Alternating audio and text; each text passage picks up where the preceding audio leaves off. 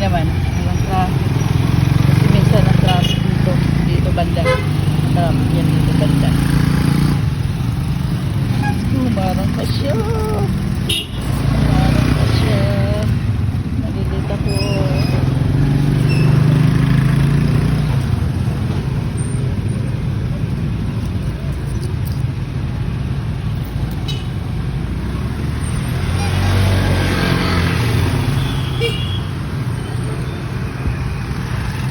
Minsan sabi ko kay nasinalita ko, sabi ko pagkababa ko ng tricycle, oh, Diyos ko, sabi ko, Diyos ko, ang bago niyo pati kuya, kaya tuloy nalita ko. Sabi ba, ang sagot ba naman ng tricycle driver sa akin, sige, matulog ka lang ng matulog. Sabi ba naman ang sagot sa akin